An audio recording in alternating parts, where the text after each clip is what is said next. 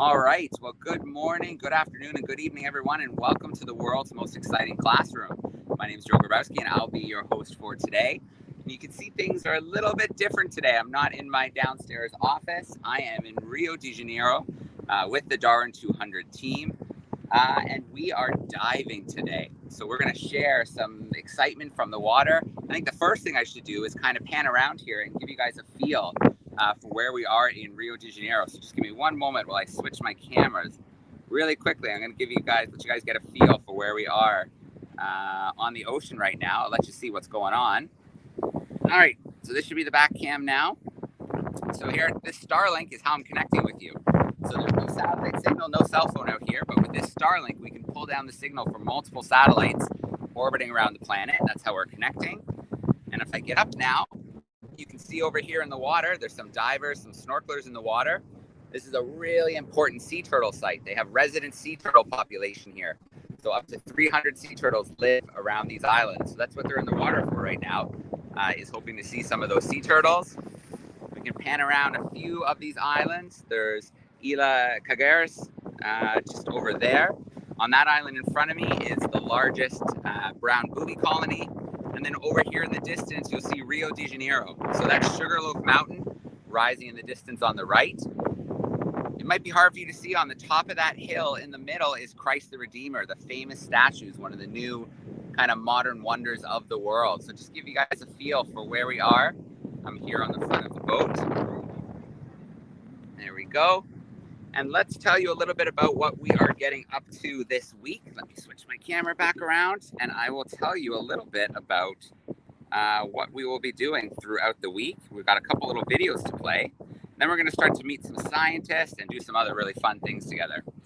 So we are here, the DARWIN200 team in Rio de Janeiro, and we have a lot of projects going on right now. Our Darwin leaders, hopefully we'll get to meet one of them shortly when she gets out of the water, are working on different projects. So we've got a sea turtle project, we've got dolphins, we've got reforesting the Atlantic Rainforest, reintroducing howler monkeys to Tijuca National Park, and of course the golden lion tamarins, who we'll be visiting tomorrow about 2 hours outside of Rio.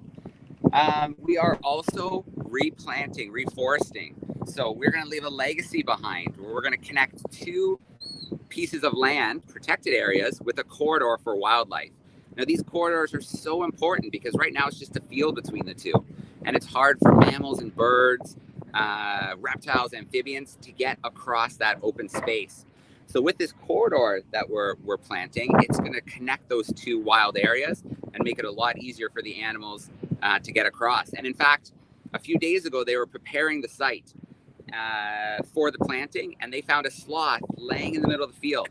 It was trying to get from one patch of reserved area to the other, but it was not making it. It was having a real struggle. So it really served to highlight how important it is to have these connected areas, these corridors.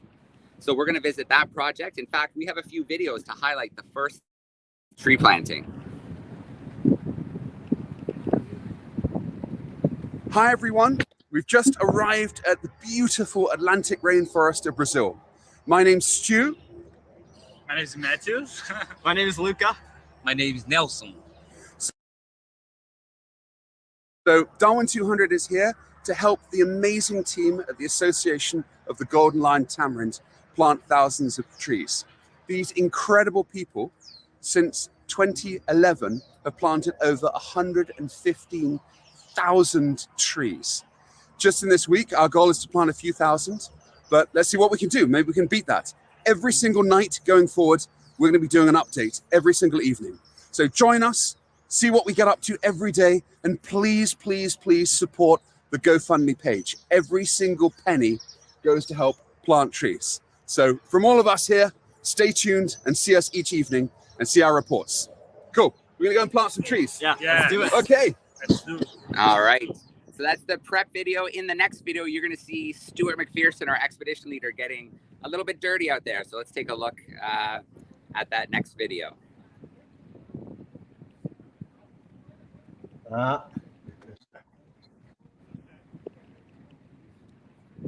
It's coming, Joe. Can you hear me? Did I freeze, Jesse? You know, you're good. I just need to get the video up. It's gonna be trouble.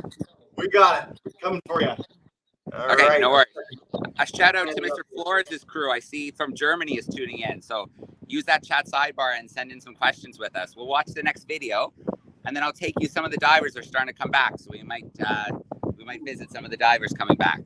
All right, let's head to our second clip together and get underway. Our friends are much better than Luca and I. But still, how many do you want to plant in total? 2,500 trees we're planting in this corridor. Wow. Yeah. And will that be enough to connect that patch over there to that patch? Yeah. Will be enough. That'll be enough? Yes. Wow. 1 hectare. How many days do you think we need for that? 6 days. 6 days. Okay, we better get working. Please keep those donations coming. We're trying to raise as much as we can for the Association of the Golden Line Tamarind. So please keep donating online to our GoFundMe page. Check out tomorrow's update and see how many trees we plant tomorrow. All right, so while Jesse queues up the next video, I want to show everybody something overhead. Let me switch back to the camera at the front. I want you guys to see what I'm seeing in the air above me right now. It's really cool. So frigate birds, the island on the other side of here, the largest island, is the largest nesting colony of frigate birds in the area. So hopefully you can see them. They've got kind of these big curved wings, and they've got that kind of long swallow tail, and they're just kind of gliding on those thermals right now over the island. A couple of them are landed.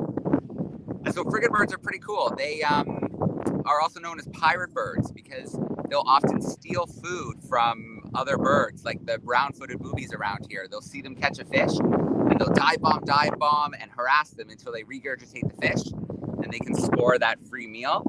And then the males are very distinctive. They have a red pouch. It's like a deflated balloon.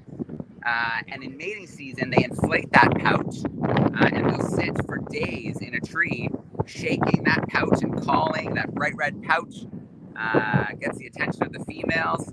And so they'll do that for days. The bigger they can inflate the pouch and the redder in color, it's a sign of how healthy they are. So there's those frigate birds cruising around above us. And I think that maybe we've got the next video. Here with some kids from the Mosaico School who helped plant trees the past weeks. Let's go meet them now and find out how many trees they planted.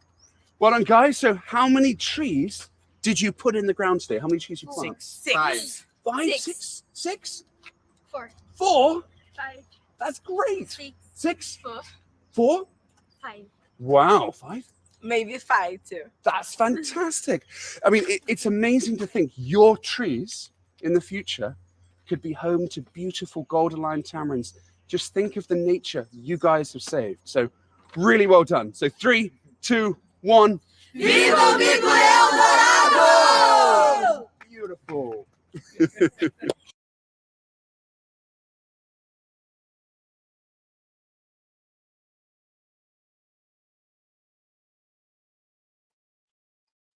Oh, Joe, we got you muted, man. I'm going to pull up a picture of one of those greater frigate birds, too, so people can see them, because they are one of the great birds on this planet. They are pretty spectacular. But So I'll Joe, show you're you there. There's Eileen in the water. She's making her way over cool. to join us. And she's going to join us and talk a little bit of the science, the turtle action they're doing. So she just finished her dive, and she's on her way over. So what I think we'll do while we wait for her to get out is let's go ahead and play our experiment video. So 2 weeks ago, we did our transpiration experiment. So let's give that video a play. Let's see what the answers to the questions were. And then if we're lucky, we can come back and we can have Eileen come out and join us. So let's check out the answers to the transpiration experiment from 2 weeks ago. Fantastic.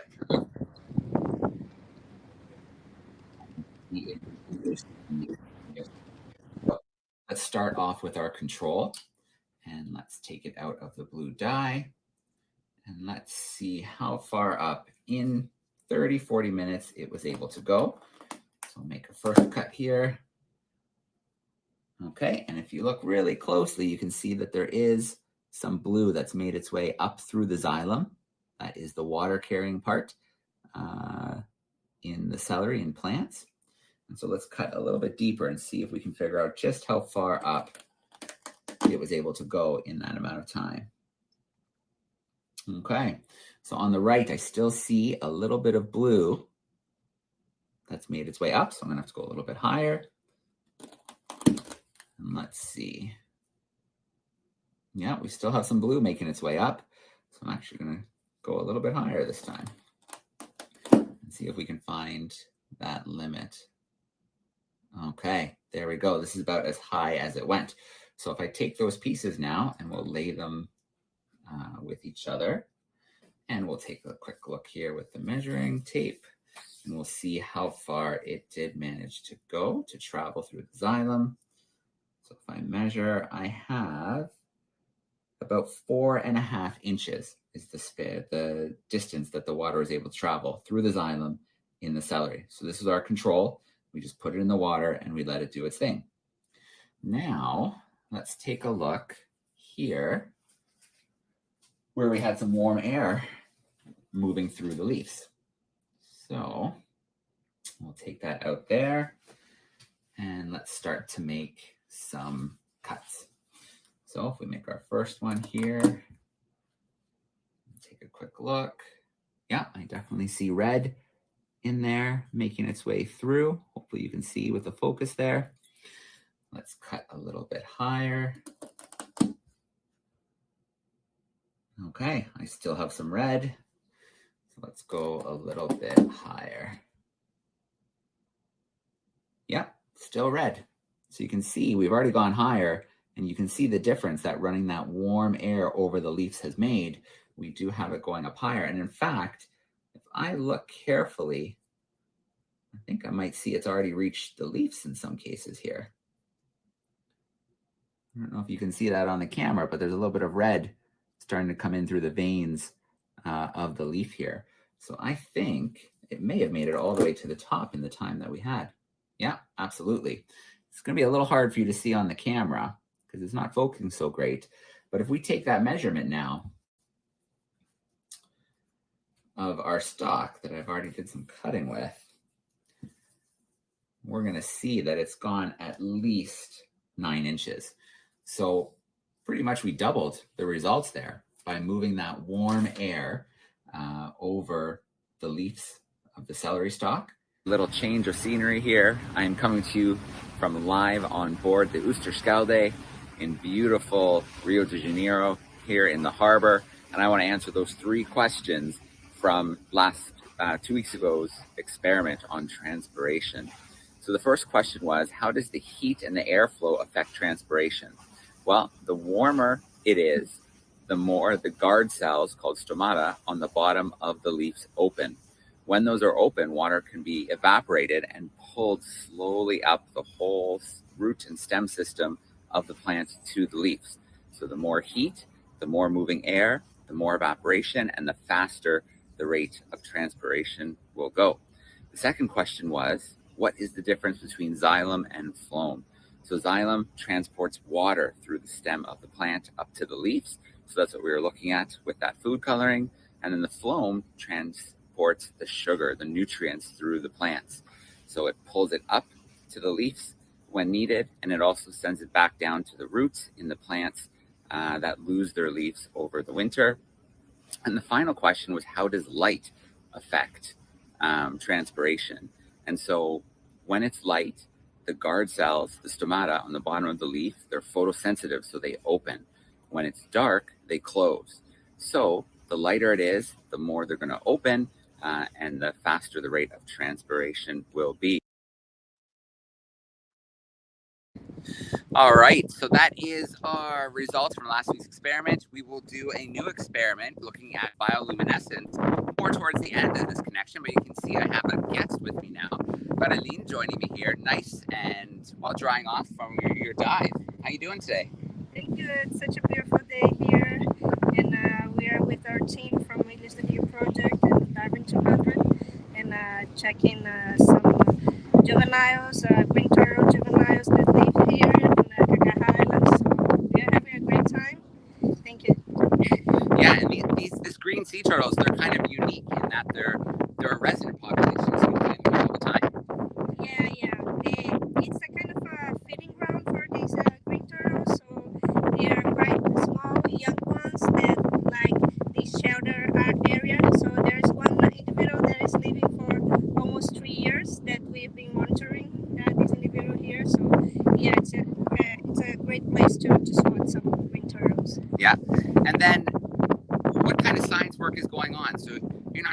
the water to dive, you're collecting some data and science. Tell us a little bit about what that involves. Yeah, exactly. So our team goes on the water with some cameras and take some pictures of these individuals. So they identify, they use a photo identification, especially using the patterns from the head.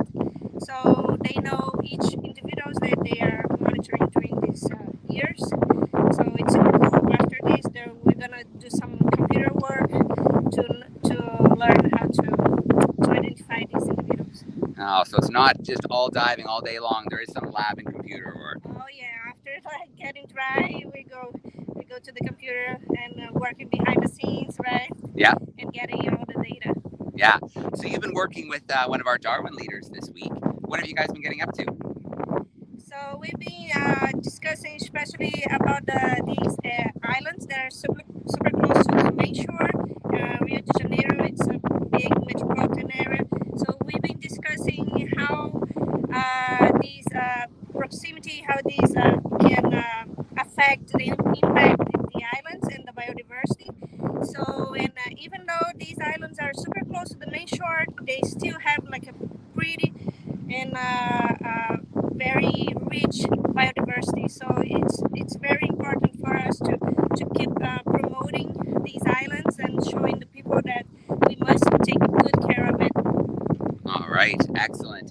So we've had the power of the ocean is that we cannot control nature. So we missed a few dives because the swell was a little bit high. Today, the penalty of high swell is a little bit of lower visibility, but it's just great to be out on the water. It's great to get into the water. Yeah, and I think this time of year too, the whales are cruising by. Is that right? Yeah, actually the whales, the humpback whales usually comes June, July. So by this time of the year, they're coming back from the Abrolhos, the region like Bahia. They're going back to close to Antarctica, and but we still can spot some dolphins and many other animals here. It's a great area to come to this beautiful place. So we're just trying to catch this frigate bird flying over here. It's nice and closer than the other ones. So we're trying to get that. So that island, Ilhas Cagarras, has a really cool name. Can you tell us a little bit where that name came from? Oh yeah, I'm not sure if you can see that island over there. It has some white stripes. It's because of the bird's poop. So the bird's poop, yeah, it's not a fancy name. Cagarra means poop. So that's the name of the island because there's a big nesting ground for the brown boobies. That's why usually when it rains, so the poops, the bueno comes down and makes these patterns like white stripes. It's beautiful though. All right. I think I've got a question here in the chat. What did you see underwater today? So it was visibility wasn't great, but did you spot anything today? Yeah. So close to the rocky shores, I could spot some spawns, some beautiful reddish spawns and sea urchins. But our team is close to still diving, so I'm pretty sure they are spotting and monitoring some of these young green turtles. Yeah, with any luck, we'll have a little bit of footage to share. Oh yeah, because we still have one more dive coming up. We're gonna end this call, and we're gonna do our second dive when the event wraps up. All right, I see another question here. Oh, has there been any in this area? Is it very well explored? Has there been any new species possibly discovered? Oh yeah, that's something. That's a good question because every time that we come here every year, we spot something new. So as much as we go down, we still find something new. Yeah. So the most, like the more we come, the more we find out. So excellent. All right. Well, we'll probably come back to you shortly, Aileen. We also have to join us from the Nicaraguan Sea Turtle Conservation Project. They'll probably be here in the next 10 to 15 minutes or so. But I thought, while I have my dive gear on deck, I'm going to take you guys to the back of the dive boat and show you what the back of a dive boat looks like. I'll show you how I put my gear together. And then if we have time, we'll come back here for another couple questions. So leave your chat open. Send us some questions in the chat. Let me me switch my cam view here. And then we will take a little trip to the front of the boat. Hopefully the satellite signal cooperates. It's not too far, so I think we'll be okay. But let's go ahead and let's do that. All right, here we go.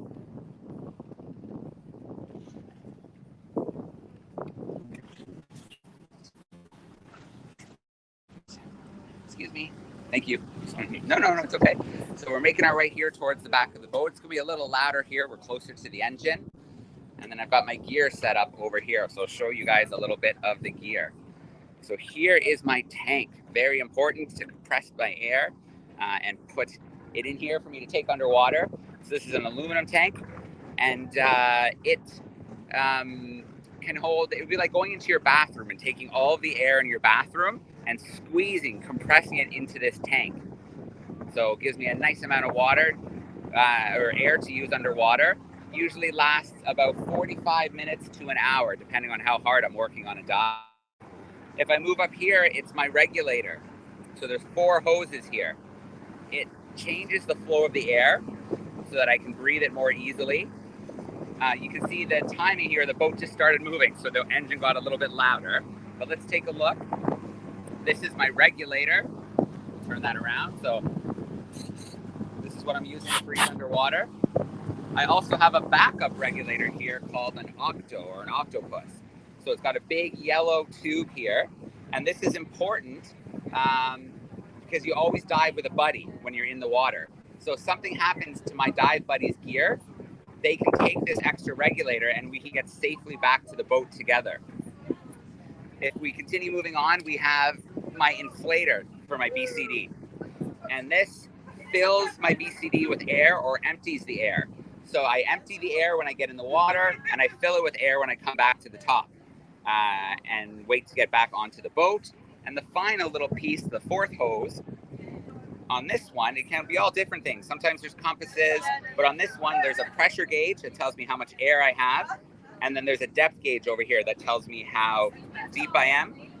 And then this is called a buoyancy compensating device. This is my BCD. And so it holds everything in place for me. It's like a cool little vest. It inflates and deflates. And that's pretty important. And then a little more gear here. We've got my mask, obviously very important. I've got a weight belt down here with weight that I used to help me sink in the water. And then here I strapped on a dive knife. So I don't have that knife to fight sharks or anything. That's in case I get tangled in fishing line, old fishing nets and things like that. I have a way to cut myself free. So that's just a little glimpse at a dive boat. You can see people moving around, doing things, getting ready for dives. There's still people in the water. In fact, there's someone who just surfaced up over there. And the ladder's going down so they can get back up. And then there we go. I'm going to make our way towards the back. Say hi to Sarah Darwin. Hi, Sarah. Hi, Jared. How are you doing? Good, good. How was the water? It's the perfect temperature. Yeah? Yeah, absolutely beautiful. Yeah. Oh, excellent. Yeah, very Get cool. out in a minute, aren't you? I am. We're going to end this dive or this call. Hope I can hop right in the water as the call's ending. Yeah, very cool. All right. Thanks, Sarah. Okay, let's make our way back up to the front. I'm going to squeeze by. Eileen, I think we have a couple more questions in the chat if you have a minute. All right.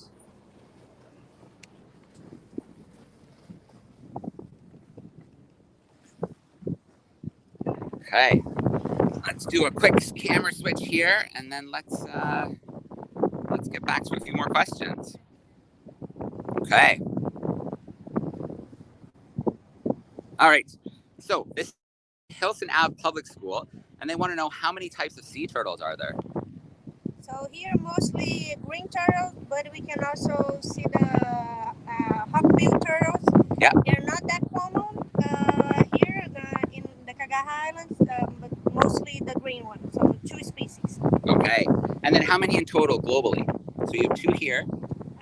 In Brazil, we have 5 species, Yep. and in the world it's 7. Yep. Yeah. Very cool. Okay. Oh, yeah. Questions coming in here. Let's grab another one here. How deep down are we diving today? What's our... So we're these islands is kind of a shallow area, so it's around 10 to 13 meters. Yep. Yeah, so it's like 3 feet. Okay. If I didn't do the calculation right. You said it's about 10 to 15? 10 to 13, yeah. Okay, so kind of around 4. 30 to 40 feet. Yeah, very cool. 30. Yeah, no, you did good. Awesome. Okay, let's see. Sharks in the area. Do we have any sharks in these waters? Like in the past, yeah, but now it's quite rare to spot during the dive here. Yeah. But we spot once a nurse shark, but mostly because of the whole fishing area on the surroundings, so it's a little different than our MPAs, marine protected area, so it's hard to find some here. So that leads us to conservation. What kind of threats are the green sea turtles facing? So here in Rio, because of these fishing grounds, most of the threats here it's related to ghost fishing. So ghost nets. Yep. So they can get tangled. So yeah, this is a major problem for us here. Okay. Yeah. And so is part of your work, does that include education, kind of talking to fishermen and locals in the community? Yeah. So we go also to schools doing some lecture exhibition, but we do work with sustainable fisheries. So we are partners with some of the artisanal fisheries close by. So we are always talking and trying to find the best practice for the fisheries. Yeah, absolutely. That's great. Okay, I want to take a quick pause here and just I didn't introduce my colleague Jesse Hildebrand is joining us behind the scenes back unfortunately in Canada where it's a little bit colder. Hey Jesse, how are you? Good yourself. It is much colder here. It's like a dreary rain coming in from the west. It's like 1 degree. It's very sad. Very sad. Well, it's tough. It's tough here too, Jesse. It's all like warm and there's water and ocean, so it's not easy here either. I know. You look like you're suffering. It's been so amazing to have this opportunity to share these incredible places with us. It's so alive too. It's awesome. Yeah. I thought I'd check in quickly. I see backstage. Is the Sea Turtle Project with us yet? They are. We're going to check in with them and see if the connection's going well. Hi, Nicaragua Sea Turtle team. Are you guys good to go? Maybe. They're in, but their camera is on. I don't know if it's working properly. We might be in a bit early for them. What's the time, Jesse? We're 28 minutes in, so it's 8:30 Eastern right now. Okay, so that's about when they're supposed to come in. So I bet we'll see them shortly. We're keeping an eye out for Pamela and Martine to join us, and they'll do some translation for us. So let's do a couple more questions here while we wait. Bring our question expert back in here. Eileen, so good to have you today. This is from a classroom in Germany. What food do the sea turtles eat? This is the first one. This is from Keegan. Good question. So here, they have the green algae that are in the coast on the rocky shore. So they kind of stay close to the rocks and keep just like munching. Yep. But they also like jellyfish. So back to the some threats. So about plastic pollution. So this is one of the concerns that we have too, because they can get confused and eat a plastic bag instead of a jellyfish. That's another threat that we look at. Lily wants to know, why did you choose, or why do you like studying sea turtles? Oh, I do like being in the water since I was young. Mm-hmm. Yeah. So my godfather took me to dive, so I got in love with the ocean. And so these animals are amazing. All right. Very cool. So you might hear, we're just moving the boat a little bit, so you might hear a little more engine noise, but I think up here at the front, it's not too bad. So I don't see our crew from the Nicaragua Turtle place yet. So what I suggest, Jesse, is why don't we take a few minutes? We have an amazing experiment focusing on bioluminescence. So just to remind everybody, you have 2 weeks to answer the questions and send it into classroom@darwin200.com. For the top 3 entries, there is a prize of a 50-pound Amazon gift voucher for your class. So we always ask some questions and we mix those in. And so before we do it, bioluminescence is a pretty amazing phenomenon in the ocean. In fact, we have Eileen here. Do you ever see it out here? Do you do night dives? Yeah. Pretty cool. Doing just waving your hands in the water and kind of little sparkling fireworks. It's amazing. It's amazing. It's yeah. wonderful. Yeah. So we have a little clip here, Jesse, if you want to play it. The Oosterschelde was sailing at night, and they caught a little bioluminescence in the wake. Oh, no, Jesse, the other one, the bio one, if you have it. Yep, coming. Yeah, no worries. No worries. Oh, It's my fault. I queued up the experiment first. We do. Nicaragua Sea Turtles just showed up as well. I think they might have a good connection now. I don't know what you want to do. We can do the bio. We can do Nicaragua. Yeah, let's bring them in while we have a good connection. Let's change gears. I think we should do that. Let's check them in, and I'll cue up the other video. Hello, Nicaragua Sea Turtle team. Can you bring the other group as well? There should be. Yep, I got them both. Ah, there they are. Martine, Pamela. Hi there. Good morning. Yeah, we're changing Good to phones see so you. that we can connect. How are you? Good. Jesse, can you make the sea turtle team full screen? All right. Sorry, say that again. All right, there we go.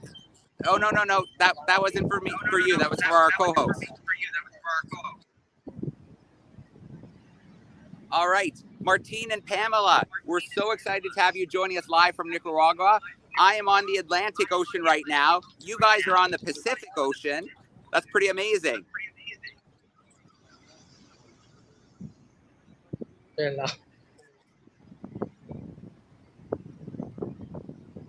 you guys hear me okay? Yep. Just came back good. in. How's it going? Good. I was just saying, we're here on the Atlantic Ocean. You guys are on the Pacific Ocean. It's pretty awesome. It's amazing, Joe. We can connect like this. So we are in Nicaragua in the county of León and on the Isla Juan Venado Nature Reserve. So more in the northwest coast of Nicaragua. All right. Well, let's get right to it. I want to hear all about the work you guys are doing. Okay, great. So we just want to say thanks to the DARWIN200 and of course to you, Joe, for making this all happen. We have our project manager, Martine, with several of our project team members that are going to show us the sea turtle hatchery where we relocate the sea turtle eggs. And then we'll have a few releases to do this morning. So let's let the team take over. Can you hear Martine? Yeah, Martine, talk nice and loud for us. Talk nice and loud. All right, good morning. Good morning, how are you? We're good, Good Martine. morning, Joe. Can you hear us? Okay, so here we are with our team. We have Quina, Anna, Shadi, Belky, and Jenny. So we're part of the team here at the Sea Turtle program in Nicaragua, and Anna's going to explain real quickly our work that we do here. Buenos días, saludos. Bueno, pertenecemos al programa FCONC en el cual trabajamos en la protección de la tortuga marina. El trabajo que realizamos es por las noches. Trabajamos a hacer recorridos de 9 kilómetros sobre la playa para esperar a la tortuga madre depositar su huevo. Lo que hacemos. Okay, so we are Isla Juan Venado Nature Reserve in Eastern Pacific, Nicaragua. And Anna's explaining that at night, we walk at night to wait for sea turtles to come up, and we relocate their nest, and we bring them back to the hatchery to safety. And after their time, depends on the species, 45, 55 days, we release them. Recolectamos el huevo de la tortuga y lo traemos a lo que es cativero para hacer la siembra para que él eclosione a los 45 días.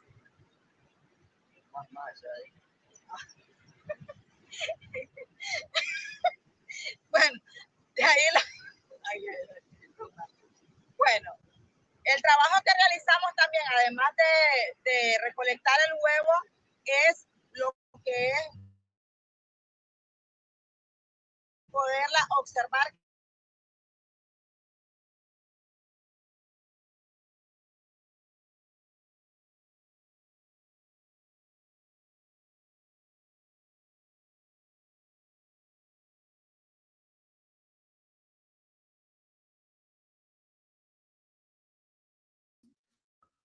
Oh, we might have lost our sea turtle team for a second, but we'll get them back. The connection was really good a second ago.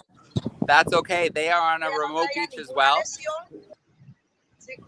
So No traiga ninguna lesión, hacemos una medición de tamaño de ella, de su caparazón, tanto de largo como de ancho, y también ponemos lo que es una marca para tener el conocimiento de cuántas veces ella regresa a desovar a nuestras playas.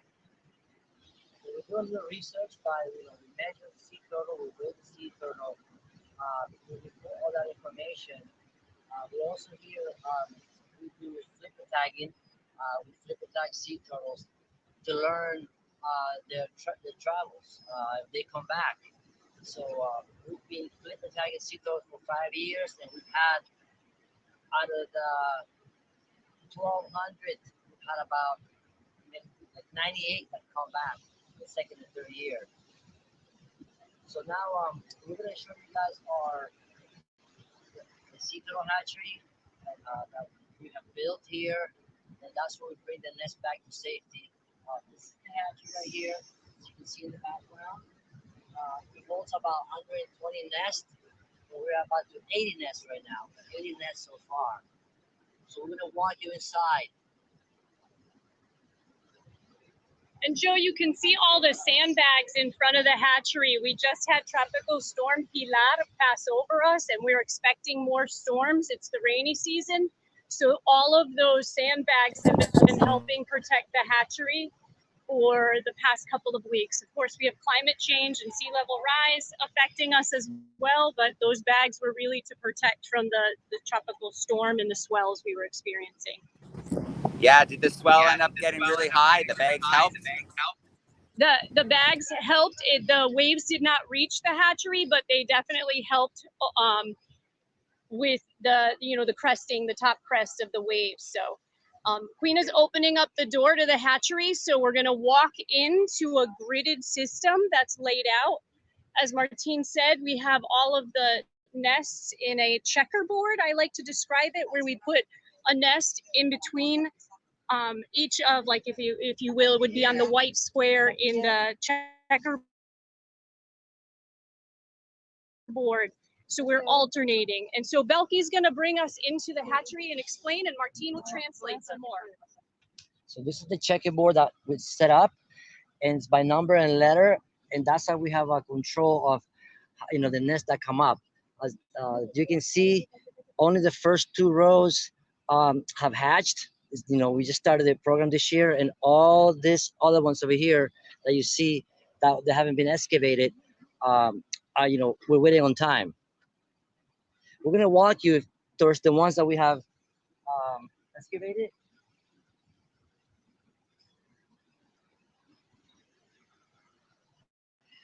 And here you can see, Joe, the ones that we have excavated so far this year. All the ones here to the right are waiting to be done. We've had great success so far. We're about to 80%. It's been raining, so the temperatures had to a little bit of a. Oh, I was stepping in a nest. Sorry about that. Has to influence their hatching. Le enseñamos uno. ¿No tiene huevo? ¿No tiene huevo cerquita? So once they reach the 45 days, we begin to check the nest. Belky's going to show us now. This one is not probably ready for the next few days, but we check them and see.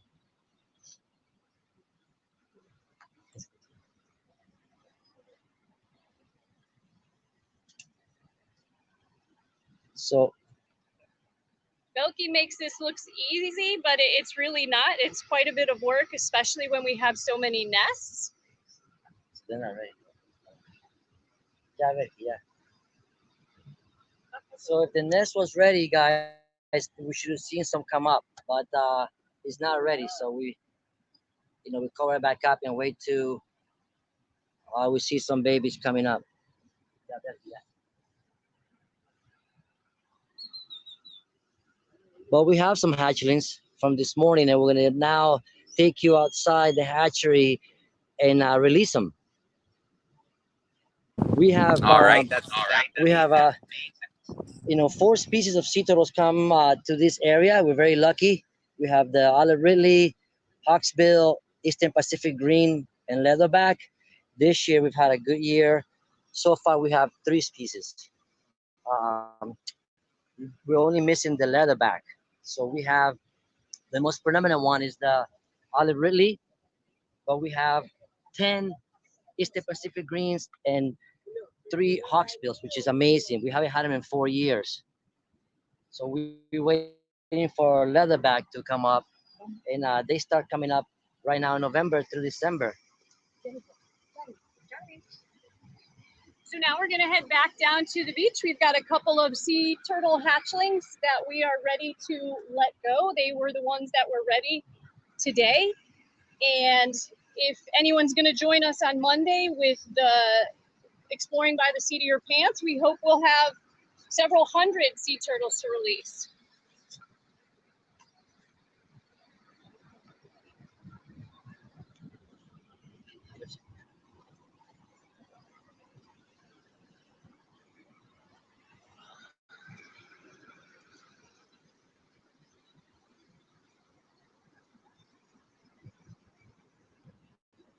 To any of the classrooms tuning in right now, if you want to pop a question or two in the live chat for our team there as they're releasing the sea turtles, please go ahead.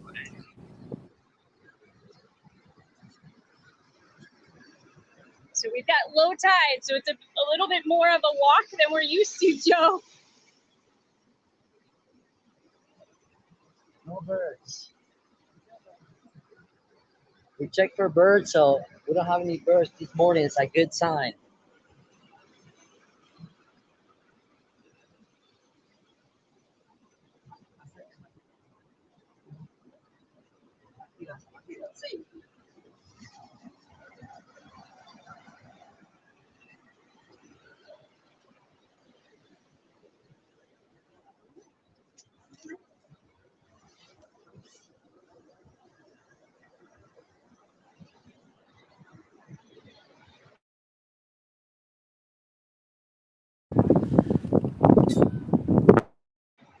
The olive ridleys.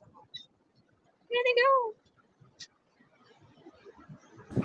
I never get tired of watching this. This must be so rewarding.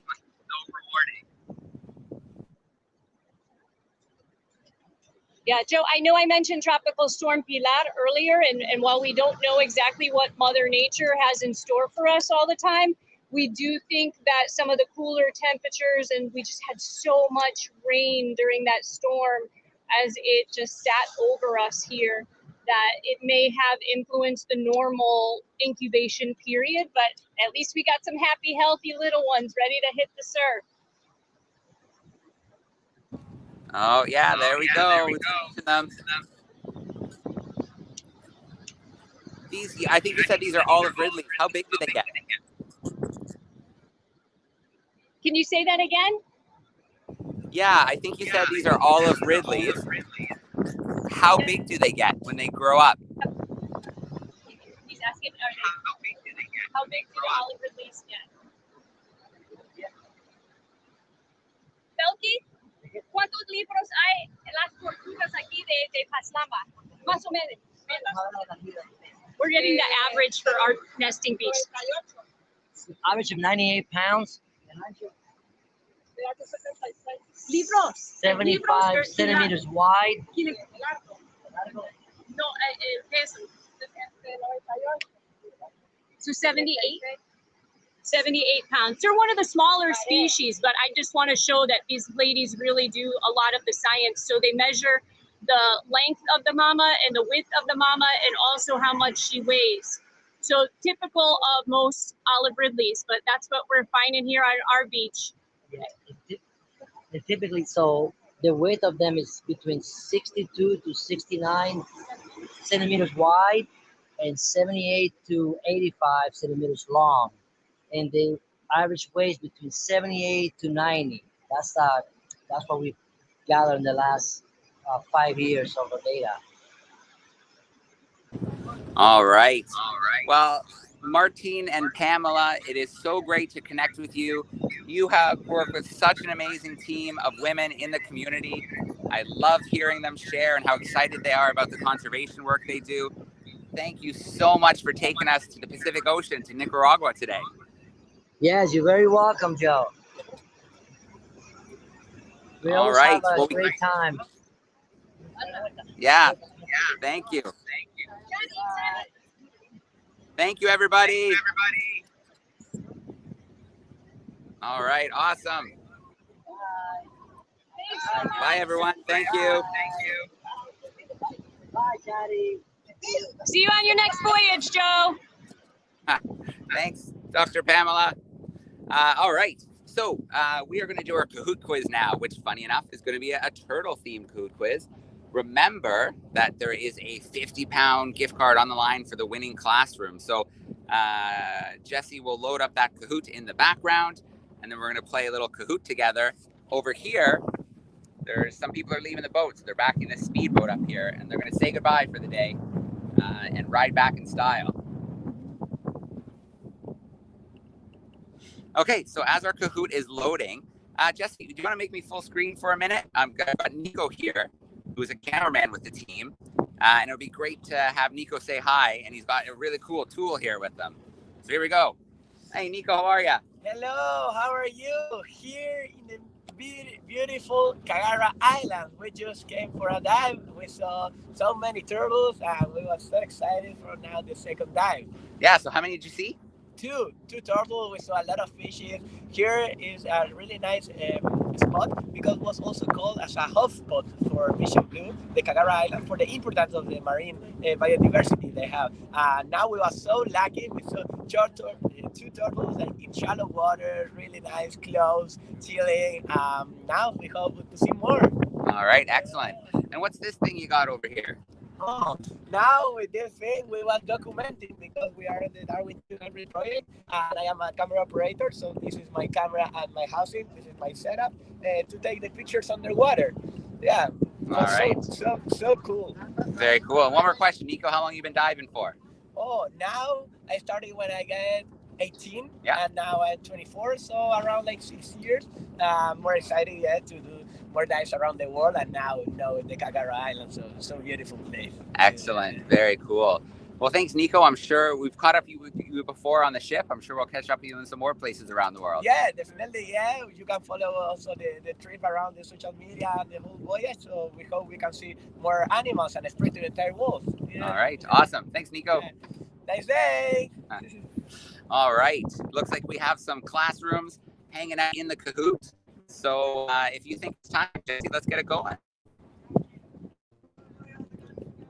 All right, multiple choice questions, true and false questions, 20 seconds for each question. Here we go. Multiple choice to start. How many sea turtle species are there in the world? So not here in Brazil, not here around the island, but the whole world. 3, 5, 7, or, oh, it's hard for me to see. It's kind of bright. I think that's a 10. What is the right answer there? A couple more seconds to get your answer in. All right, good job, crew. Most students went with 7. That's absolutely correct. Let's take a look. There is our leaderboard. Very cool. Oh, man, it's too bright. Super horse, I think. Super horse. All right. How many species nest in Nicaragua? 1, 3, 4, or all 7? Do we remember what Pamela and Martine told us? May have brought them up on screen for a minute, all 4 species that are there. Let's see. I'll help you with a glare. Oh, a lot of our folks got this right. A lot of people thought 3, but 4 is our correct answer. We had our olive ridley, hawksbill, green, and leatherback. Let's see how that affects the leaderboard, Joe. Bobcat takes our lead. Very nice. Can you still hear me, Jesse? We're moving quite a bit. Oh, yeah, we're good, man. Your audio is fantastic. Okay. This is our third question. Sea turtles can retract and hide their head and flippers into their shell. True or false? All right. We know our land turtles can. They can pull right in. It's a great defense. But can sea turtles pull their flippers and their head right into their shell? True or false? Ooh. A lot of people thought true for this one, but it is false.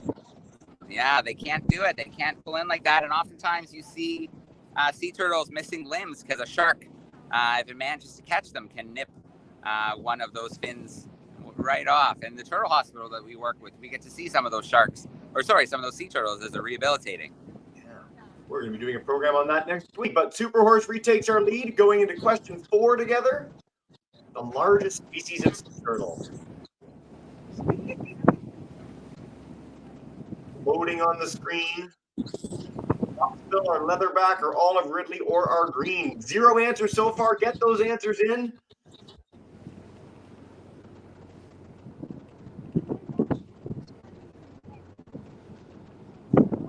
Yo, have you seen one of these guys? Most people got this right. Our leatherback.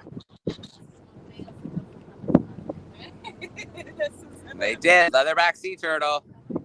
Woohoo. All right, our final question coming up. They can grow to be up to a ton, which I think is just absolutely amazing. As big as some of your whole classes put together, all the students in one turtle. All right, our final Season to lay their eggs. You return multiple times to several nests in a year. True or false? The females return several times throughout the breeding season. Oh, good job, crew. That is absolutely true. Sometimes 6-7 times the female will come back to shore, lay 100 eggs each time in a nest. All right, our podium. Hope I can read this. It's kind of bright. That looks like the balanced swan in 3rd place. Yeah. The agile bobcat in 2nd place. And holding down that top spot, the super horse. All right, if you're the super horse, you need to send an email to ebtsoyp@gmail.com, and we will make sure that we send a gift card to your... Oh, Jesse's got it up on the screen.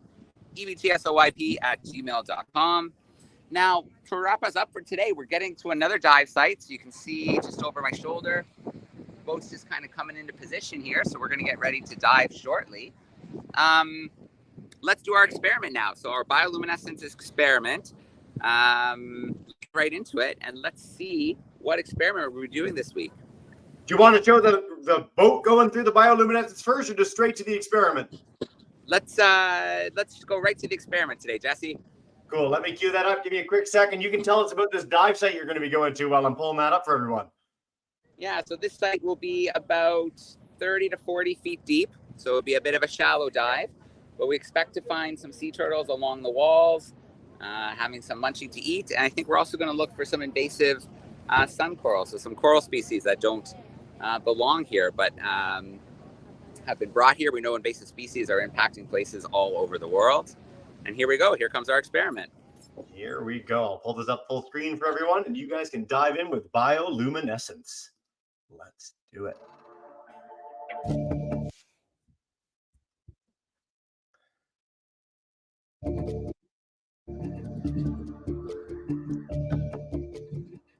Welcome back. During the last few weeks, the team aboard the DARWIN200 ship have reported seeing lots and lots of bioluminescence in the waters around the vessel as they've been cruising along the coast of Brazil. Bioluminescence is when organisms release chemicals that produce light. This creates amazing flickering glows. They can be yellow, blue, green, sometimes other colors as well. Different organisms produce bioluminescence for lots of different reasons. Some deep-sea fish produce bioluminescence to see and to attract and hunt prey. Other organisms, such as tiny dinoflagellates, which float in seawater, they produce bioluminescence as a form of defense. The spectacular glow can startle or disorientate predators, or cause the predators to really stand out in the dark water and perhaps make them more visible and more vulnerable to larger predators. Other organisms, such as fungi, also glow, but are a bit more mysterious, and the reasons for this are less well known. Today's experiment explores bioluminescence as a form of defense. To undertake this experiment, you need a beaker with water. You can also use a jam jar or a glass cup. You need a fluorescent yellow marker pen, a torch or flashlight, some scissors, and some paper towel or tissue paper. Very carefully, with the supervision of an adult, cut off the back of the marker pen, and out pops this felt section with the ink inside. Pop that into the beaker and let the ink slowly dissolve into the water contained within the beaker. It should take about 30 minutes or so. When all the ink has been dissolved from this part of the marker pen, you can take that out and put it on the paper towel. The ink can stain things, so definitely put it somewhere safe and sound where it won't cause a mess. Then you're ready to experiment with your solution. Turn off the lights if you can, and then with the torch or flashlight, have a little look. As you move the light around, what happens? Can you see a big shine, a bit like those flashing glows from the bioluminescent animals? Imagine you're a predator in the deep sea. How would a bright bioluminescent flash of light make you feel? Would it make you afraid? Would it startle you? Would it scare you off? Or would it make you even more hungry and more aggressive? Email in photos of your experiment along with your thoughts to classroom@darwin200.com and let us know how you think you would react to this bright bioluminescent glow. We've got 3 £50 Amazon gift voucher prizes to give away. Join us in 2 weeks' time to find out the answers. Fantastic. Oh, it looks like Joe's getting his dive gear on and getting ready for a little bit of a swim with us in a minute. Oh, Joe, flick on your mic, man. We want to hear from you guys. There we go. So people are gearing up here on the back of the dive boat, getting ready to hit the water on our second dive. So I'm just getting my weight belt on here. But we have to do our curiosities of the week. Jesse, if you want to take us through those curiosities, we've got last week's, and then we'll have a new one for this week. And then you have 1 week to get your answer in. Fantastic. We're going to let Joe keep getting set up. I'll play our last curiosity for any of you who were joining last week. Welcome back. Last week, I asked you to try and identify this object here. I gave you a clue that it's something to do with drinking. Well, believe it or not, but this is a water bottle made out of cow skin. It's used in the desert, and you can fill up the bottle here, put in a cork, and then when you want to, uncork it and drink it. And obviously, this can be the difference between life and death in really dry desert environments. I believe this one is cow skin, but they're also often made of goat skin or even camel skin. But I think because of the size of this one probably is most likely made of cow skin. Did you guess correctly? Well, let's find out what this week's curiosity is and see if you can correctly identify it. Fantastic. All right. Joe is almost ready. We're going to play our new curiosity for the week to come. So we're going to play this guy for you guys and hope you guys can get it. Again, classroom@Darwin200. Easy way to share your thoughts in 1 week to do so. 2 weeks for our experiment, 1 week for our curiosity. Let's cue this up and get you guys ready to think about our next curiosity. I particularly like this curiosity. These brown objects. Can you guess what these are? You should do, because you've almost certainly eaten something that comes from these pods very recently. Pretty much every child on the planet eats something made of these. I'll give you a clue. They're a type of seed pod, and they're very, very delicious. Join us next week to find out what this curious object actually is. Fantastic. Looks like Joe's ready to go. All right, everybody, we had to move the boat again, so we're getting back into position, but we do have to sign off for now. I'm going to go shortly out on this dive. I want to remind everybody on Sunday, all day long, starting at 7 Eastern, we are going to be live with our Darwin Day event. Incredible speakers, Sylvia Earle, astronaut Terry Virts, Nat Geo photographer Amy Vitale. It goes on and on and on. Join us on the weekend for full live events. Of course, you can play the recording with your classrooms. Thank you, everyone, for joining the world's most exciting classroom out in the field in beautiful Rio de Janeiro. Look at the city back there, and Copacabana, famous beach back there. And then we couldn't do this without our sponsors. So a huge shout out to our partners, our sponsors who make this all possible. Thank you for letting us broadcast this classroom to the world. Jesse, thank you for joining us backstage today. Thank you, Fabian Cousteau Ocean Learning Center, and Eileen for joining us with her team out in the water.